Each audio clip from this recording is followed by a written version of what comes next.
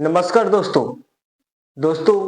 नरेंद्र मोदी तीसरी बार प्रधानमंत्री का शपथ लिए एवं साथ में एनडीए गठबंधन के मंत्री भी शपथ लिए, जिसमें बिहार के 8 करीबन मंत्री शपथ लिए, जिसमें सभी समूह सभी जाति को इसमें लेने का प्रयास किया गया, जिसमें मुकेश सहनी का पुराना सिपाही डॉक्टर राजभूषण चौधरी मुजफ्फरपुर के सांसद रहे राज्य मंत्री का पद दिया गया, जिसमें मुकेश सहनी का पुराना सिपाही डॉक्टर राजभूषण चौधरी निषाद जी, जो कि वीआईपी पार्टी के पुराना सिपाही रह चुके हैं, उनको भी मोदी मंत्रिमंडल के तहत उनको राज्य मंत्री का पद दिया गया और डॉक्टर भूषण चौधरी जी भी शपथ लिए, जो कि उन्हें भी राज्य मंत्री का पद दिया गया। दोस्तों, इसमें कोई बड़ी बात नहीं है। इससे पहले भी साध्वी रंजना ज्योति जी को भी निषाद समाज के सांसद बनी थी और उन्हें भी राज्य मंत्री का पद दिया गया था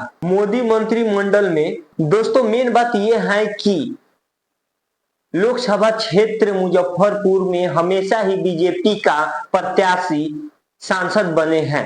बीजेपी के प्रत्याशी जीतते आए हैं। आप कह सकते हैं कि लगातार ही बीजेपी के सांसद बनते आए हैं, लेकिन मुख्य बात यह है कि साथ ही निषाद समाज के ही लोग वहां का सांसद जीतते आए हैं।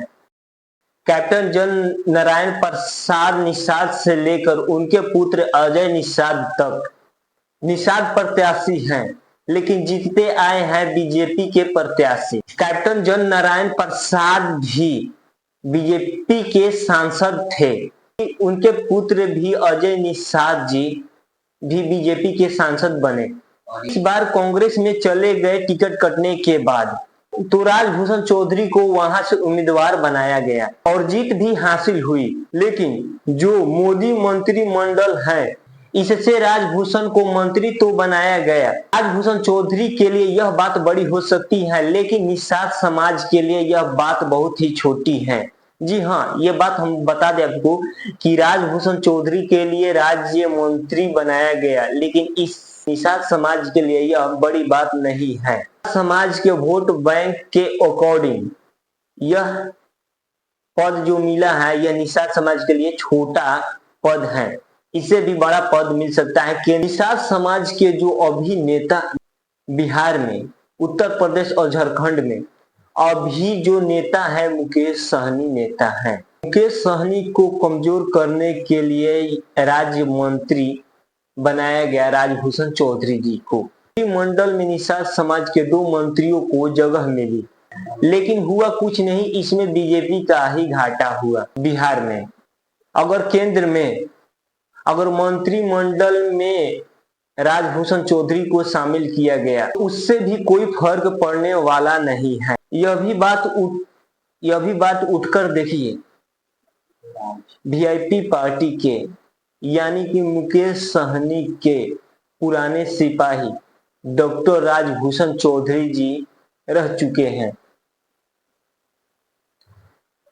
तो कहीं ना कहीं राजभूषण चौधरी वीआईपी पार्टी यानी कि मुकेश सहनी के विचारधारा पर राजभूषण चौधरी जी चलते हैं। भाजपा भले ही राज्य मंत्री का पद दे, लेकिन राज्य मंत्री पद बड़ा पद नहीं है, केंद्रीय मंत्री पद के बराबर नहीं है। जिस प्रकार से राजभूषण चौधरी जी को अंतिम में शपथ दिलाएगा, मुझे नहीं लगता है कि उनको कोई अच्छा पद दिया जाएगा, उनको कोई पावरफुल पद दिया जाएगा।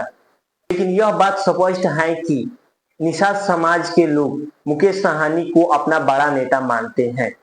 इतना भी निषाद समाज को लालच दे दे बीजेपी, लेकिन निषाद समाज के लोग कभी सपोर्ट नहीं करेंगे। अगर बीजेपी को इतना ही प्रेम है निषाद समाज के लोगों से, तो अब तक निषाद आरक्षण क्यों नहीं दिए? निषाद आरक्षण को क्यों बीजेपी के नेता लोग नहीं बोलते हैं? क्यों नरेंद्र मोदी जी निषाद आरक्षण पर टिप्पणी करते हैं? क्यों केंद्रीय मंत्री का पद नहीं राजभूषण चौधरी जी को दिए? बीजेपी राजभूषण चौधरी जी को राज्य मंत्री पद देकर सोचती है कि हम निषादों का वोट बैंक अपने अंदर कर सकते हैं, निषादों का वोट ले सकते हैं, लेकिन ऐसा कुछ नहीं है। निषाद समाज के लोग कभी भी वोट बीजेपी को अब नहीं देंगे।